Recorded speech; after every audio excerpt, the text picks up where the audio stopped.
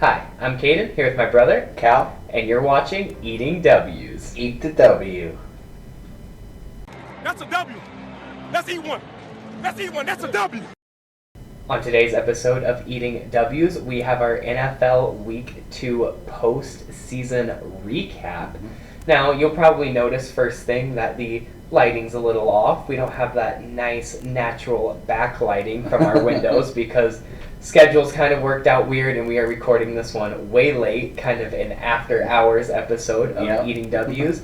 But luckily, you're not here to see our faces, you're here to hear what we say. So, we will jump straight into that with some news to start off, or should I say just one thing of news, but a very sad piece of news. 49ers quarterback Trey Lance has a broken ankle and is expected to miss the entirety of the 2022 NFL season. Meaning, good thing they kept Jimmy G because he will now be their starting quarterback from now on. The insurance policy paid off. It really did. Because now they're getting him on a cheaper restructured contract too. So yeah, it's all incentive laden, so it's a much cheaper deal, but he'll probably hit a lot of his incentives. Naturally, you'd think. Yep.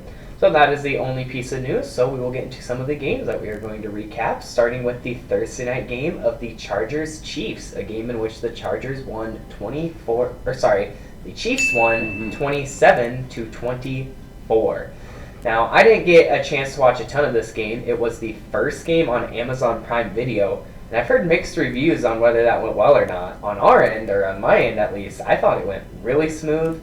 The panel, including Tony Gonzalez, Richard Sherman, and Ryan Fitzpatrick, was amazing. That's an loved all-star watching panel that. right there. Exactly. That was one of my favorite parts, was watching that halftime show. Man, was that entertaining. But as for the game, it kind of played out just as everyone thought it would. Mm-hmm. It was a relatively close game throughout, but at the end of the day, the Chiefs came out on top. Yeah, there was a shootout for most of the game right up until that pick six by Justin Herbert by it was a 7th round pick.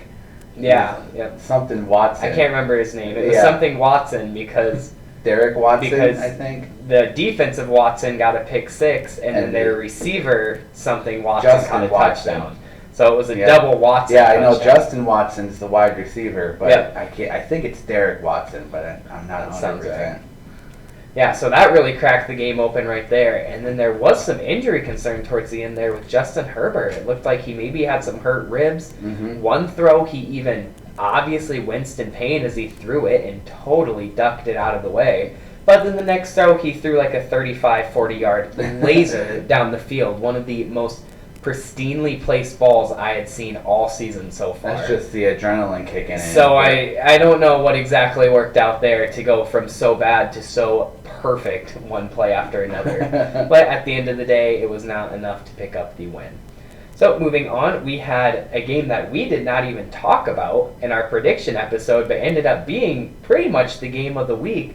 We have the Jets heading to Cleveland to take on the Browns and picking up a win, 31-30. Joe Flacco, after recovering an onside kick and a double touchdown to Garrett Wilson to close out the game and take the lead and get the win. Yeah, now the key here was that Kareem Hunt could have went down and they could have bled the clock, but he got another touchdown, which even though put the Browns up further, allowed the Jets to get another possession and then get that ensuing onside kick. Yeah, so fantasy owners rejoice for that touchdown, but Cleveland Brown fans not so happy about it. It's really hard to score. say. It was almost detrimental to the team. Very similar. It's kind of a famous clip that I find really funny of when I believe, it might have been Devontae Freeman, but I'm totally blanking out for sure now. It was Todd Gurley. Todd Gurley on the Atlanta Falcons ran in a touchdown against the Detroit Lions, which led to a game-ending drive by Matthew Stafford in which he went down the field, scored, and they got the 2-point and won. Mm-hmm. So it's just really ironic that sometimes a touchdown is the bad thing, but that was one of those situations. How it works sometimes. But overall, hell of a game by the Jets, hell of a comeback.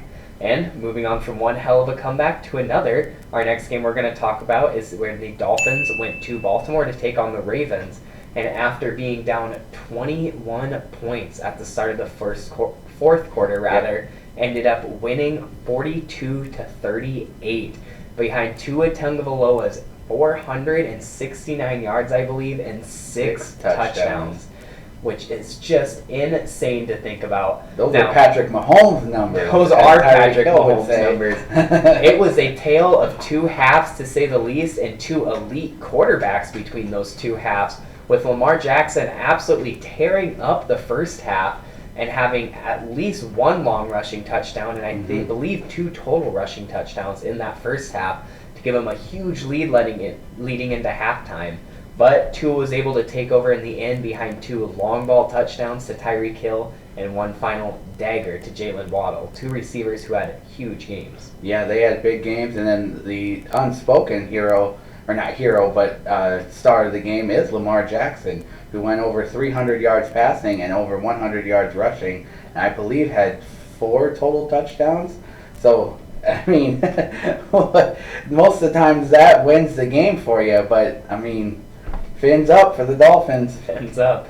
Now, I want to be a little bit of a downer on this, because you can say whatever, but I don't know how much Tua actually did that. If you watch those 2 long ball touchdowns that got him in the game, he had a world of empty field to throw it to and shorten Tyreek Hill on both of them.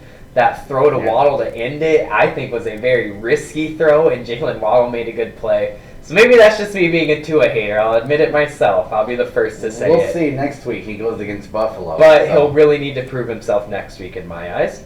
So moving on to another comeback with the Cardinals heading to Las Vegas to take on the Raiders and winning 29-23 in overtime, in a game in which Kyler had to drive down the field and get a game-winning touchdown and 2-point conversion to tie and send it to overtime, and then Byron Murphy Jr.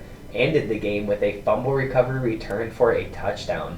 So an insane ending to this game as well. Yeah, and they were down 20-0 at halftime, and then the Cardinals were able to come back. And a key stat here is that Kyler Murray is the first player to ever have 2 touchdowns receiving and rushing, and 2 2-point conversions receiving and rushing. Receiving? Or receiving. Throwing and rushing. My bad. I misspoke. The first one, I was like, when did he catch a touchdown? But then when he said it again, I realized. The throw and rush for a touchdown, and throw and rush for a 2-point conversion. Very interesting. Yeah, my key to this game, and my key to the Raiders' loss, I should say, is the lack of Devontae Adams. I want to say he only had 2 catches for about 30 yards and a touchdown, but the touchdown was just an easy screen on the goal line that he was able to fall into. It's his worst game in 5 years. 5 years. So maybe Aaron Rodgers was the key? Well, no, because you got to look at that Week 1 game. What I'm thinking is everyone is giving Derek Carr crap for totally looking at him every play in that Week 1 game, which he did. But I think he overcorrected a little bit. You can still actually he went too far away. You can still actually throw to him, Derek. You just don't have to stare him down every play. So you just need to find that happy medium there with that. But overall, great game to watch there. And the NFC has been pounding the AFC in out-of-conference matchups this year, which I've noticed. So interesting one there. So finally, our last 2 games are the Packers and Vikings, respectively. So we'll start off with the Bears heading to Green Bay to take on the Packers and taking the loss to Green Bay 27-10. Yeah, it was really a good game by Green Bay. They finally were able to fully establish that run with Aaron Jones going over 100 yards and A.J. Dillon leading the way with 18 carries for 60-plus yards. So the rushing game was definitely the key there. And once you can get that going, then the passing game was able to open up, including a big one to Sammy Watkins that set up a touchdown. Yep. Not much to say about this game. It was kind of expected overall. I think that the Bears actually didn't play awful, because at one point, if you watched the game, they had a very good chance to score a touchdown, which would have made the score 17-24 with a decent amount of time left in the 4th quarter. So they get that touchdown there, which in my opinion was a touchdown. It's a little controversial. It was a goal line stand. It was a goal line stand. It was controversial on whether he actually got past the line to gain or the broke the plane of the goal line. But I personally think he did, and I think that big momentum swing there, we might see a different ending, but nevertheless, this is the ending we got. And one key thing that happened in the Green Bay game is the return of Elton Jenkins, which is huge because he's our starting right tackle now, which means that our O-line is almost fully back to strength. with 2 starters returning this week, and hopefully David Bakhtiari returning next week against Tampa Bay. That is a dominant man. And then finally, we have the Vikings heading to Philadelphia to take on the Eagles and picking up a loss by the score of 7-24. Philadelphia with 24. Funny little thing to think about, the doubleheader Monday night game, which included this game and then also the Titans heading to Buffalo to take on the Bills, had a combined point differential of 54 points, with the Bills winning by 34 points and the Eagles winning by 17 points. So it was just a night of domination by no comebacks on Monday night. The home teams across the board. But I have a lot of things to say about this game. The offensive line just got absolutely stomped the entire game after looking revamped. Our defensive play calling from Ed Donatel was highly questionable, to say the least. But the weirdest thing I kind of have to say is I don't think the Vikings actually played that bad, or at least as bad as it looked. Now, Callan can attest that I'm not a usual Vikings fan. I'm not always overhyping them. In fact, I'm very pessimistic about them in most things. But I actually thought a lot of the plays we made were at least half decent. Like I said, the coaching on the defensive side confused me a little bit, but I thought the players really played their heart out. What really was the key to this game in my eyes was the Eagles were just almost flawless. They showed a few graphics. They showed a few graphics about some of the people that the Eagles picked up in the offseason to add to their already stacked roster. Guys like Hassan Reddick, James Bradbury, A.J. Brown. They picked up Jordan Davis along with others in the draft. Chauncey Gardner-Johnson very recently. This is a really good Philadelphia team that I did not realize was near this good. So at the end of the day, the Vikings did not look great. I will not say that by any means, but I think we looked much better than the score shows. And ironically, I think the Eagles looked much better than the score showed. I think it very easily could have been even more of a blowout. So yeah, it was just a couple of picks from really being that close of a game, or really 2 pick sixes from being that much more of a blowout of a game. So turnovers were the key stat there in that battle. Yep, certainly.